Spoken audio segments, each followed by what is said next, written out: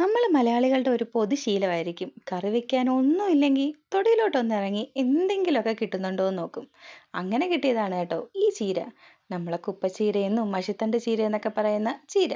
അത് വെച്ചിട്ടാവാം നമുക്ക് ഇന്നത്തെ ഒരു കറി. ഈ ഒരു ചീര ഉണ്ടെങ്കിൽ നമുക്ക് ചോറ് കഴിക്കാൻ വേറെ ഒന്നും വേണ്ടി വരത്തില്ല. ഈ ഒരു ചീര മാത്രം മതിയാവും.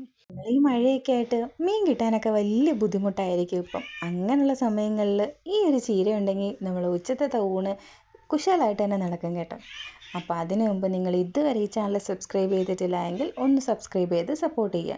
പിന്നെ ഈ വീഡിയോ ഇഷ്ടമാവുകയാണെങ്കിൽ ലൈക്ക് ചെയ്യാനും ഷെയർ ചെയ്യാനും കൂടെ മറക്കരുത് കേട്ടോ.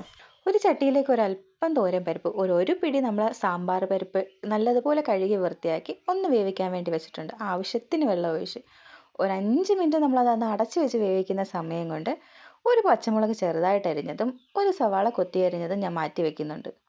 ആ സമയം കൊണ്ട് നമ്മുടെ തോരൻ പരിപ്പൊക്കെ നന്നായിട്ട് വെന്ത് വന്നിട്ടുണ്ട്. അതൊരു പാത്രത്തിലേക്ക് മാറ്റിയിട്ട് ഒരു ചീനച്ചട്ടി അടുപ്പത്തേക്ക് വെച്ച് അതിലേക്ക് ഒരല്പം എണ്ണ ഒഴിച്ച് നമ്മൾ കടുകിട്ടൊന്ന് പൊട്ടിച്ചെടുക്കുക. കടുകെല്ലാം ഒന്ന് പൊട്ടി വരുന്ന സമയത്തേക്ക് അതിലേക്ക് ഒരു വറ്റൽമുളക് കൂടെ പൊട്ടിച്ചത് ചേർത്ത് നമ്മൾ ഈ അരിഞ്ഞു വെച്ചിരിക്കുന്ന സവാളയും പച്ചമുളകും ആ എണ്ണയിലേക്ക് ഇട്ട് ഒന്ന് വഴറ്റാൻ വേണ്ടി വെക്കുക. അത് അവിടെ ഇരുന്ന് വഴന്ന് വരുന്ന സമയം കൊണ്ട് തന്നെ നമുക്ക് നമ്മുടെ ചീര അരിഞ്ഞെടുക്കണം. ആ ചീരയുടെ പൂവും കായും ഈ വക സാധനങ്ങളൊന്നും നമ്മൾ ചേർക്കാറില്ല. അപ്പോൾ അതെല്ലാം കളഞ്ഞിട്ട് അതിൻ്റെ തണ്ട് ഇലയെ മാത്രമാണ് നമ്മൾ എടുക്കുന്നത്. ആ തണ്ട് ഇല നല്ലതുപോലെ കഴുകി വൃത്തിയാക്കി വേണം നമ്മൾ എടുക്കണം. അല്ലെങ്കിൽ അതിൽ മണ്ണിൻ്റെ അംശം ഉണ്ടാവാൻ സാധ്യതയുണ്ട്.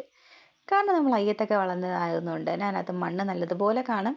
അപ്പോൾ കഴുകി എടുക്കുമ്പോൾ കുറച്ച് ശ്രദ്ധയോടെ 2-3 വെള്ളത്തിൽ നിങ്ങൾ കഴുകിയെടുക്കാൻ ശ്രദ്ധിക്കുക. എന്നിട്ട് ഞാൻ നന്നായിട്ടൊന്ന് അരിഞ്ഞെടുത്തത് നമ്മൾ ഈ വാട്ടി വെച്ചിരിക്കുന്ന ഉള്ളിയിലേക്ക് ചേർത്ത് കൊടുക്കുക. അതിലേക്ക് ആവശ്യത്തിന് ഒരു അല്പം ഉപ്പും കൂടി ഇട്ട് ഞാൻ ഒന്ന് അടച്ചു വെച്ച് വേവിക്കുന്നുണ്ട്. അത് അവിടെ ഇരുന്ന് ഒന്ന് വേവുന്ന സമയം കൊണ്ട് നമുക്കിതിൽ ചേർക്കാനുള്ള ഒരു അരപ്പ് തയ്യാറാക്കണം.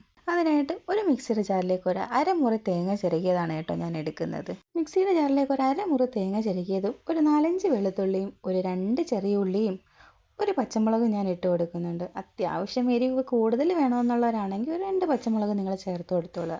പിന്നെ ഒരല്പം മഞ്ഞൾപ്പൊടിയും കുറച്ച് കുരുമുളക് പൊടിയും ഒരു കളറിന് കുറച്ച് കാശ്മീരി മുളക് പൊടിയാണ് കേട്ടോ ഞാൻ ചേർത്ത് കൊടുക്കുന്നത്.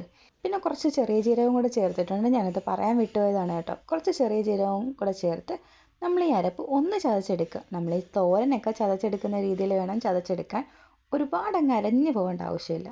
അപ്പോഴത്തേക്കും നമ്മൾ ചീരയൊക്കെ നന്നായിട്ട് വാടി വന്നിട്ടുണ്ട്. അതിലേക്ക് നമ്മൾ നേരത്തെ മാറ്റി വെച്ചിരിക്കുന്ന നമ്മളെ തോരൻ പരിപ്പും ഇപ്പം അരച്ച് നമ്മൾ അരപ്പും കൂടെ ചേർത്ത് നന്നായിട്ടൊന്ന് മിക്സ് ചെയ്തിട്ട് ഒരു 2 മിനിറ്റ് ഒന്ന് അടച്ച് വെച്ച് കുക്ക് ചെയ്യുക. അതൊന്ന് കുക്കായി വന്നതിന് ശേഷം ഉപ്പ് ആവശ്യമുണ്ടെങ്കിൽ ഒരല്പം ഉപ്പ് കൊണ്ട് ചേർത്ത് കൊടുത്ത് അത് നന്നായിട്ട് വെള്ളമൊക്കെ വറ്റി ഒന്ന് തോത്തിയെടുക്കുക. നല്ല അടിപൊളി ടേസ്റ്റാണ് കേട്ടോ. ഈ ഒരു കുപ്പച്ചീര തോരനുണ്ടെങ്കിൽ നമുക്ക് ചോറുണ്ണാൻ വേറെ ഒരു കറിയുടെ ആവശ്യം വരില്ല. അത്രയ്ക്ക് ടേസ്റ്റിയാണ്. നമുക്ക് ഈ മഴയൊക്കെ ആയിട്ട് മീൻ കിട്ടാത്ത സാഹചര്യങ്ങളിലൊക്കെ ഈ ഒരു ചീര അയ്യത്തുണ്ടെങ്കിൽ അത് വെച്ചൊരു തോരനുണ്ടാക്കി കഴിഞ്ഞാൽ അന്നത്തെ ദിവസത്തെ നമ്മളെ കാര്യങ്ങളൊക്കെ നടക്കും കേട്ടോ. അപ്പോൾ എല്ലാവരും ഒന്ന് ട്രൈ ചെയ്ത് നോക്കുക. നല്ല ടേസ്റ്റിയാണ് കേട്ടോ. അപ്പോൾ വീഡിയോ ഇഷ്ടമാണെങ്കിൽ നിങ്ങൾ ലൈക്ക് ചെയ്യാനും ഷെയർ ചെയ്യാനും മറക്കരുത്. ഇതുപോലുള്ള റെസിപ്പികൾക്കായിട്ട് ഈ ചാനൽ ഒന്ന് സബ്സ്ക്രൈബ് ചെയ്തോടെ നിങ്ങൾ സപ്പോർട്ട് ചെയ്യണം. അപ്പോൾ അടുത്ത വീഡിയോ ആയിട്ട് വീണ്ടും നിങ്ങളടുത്ത് വരും വരെ ടാറ്റാ.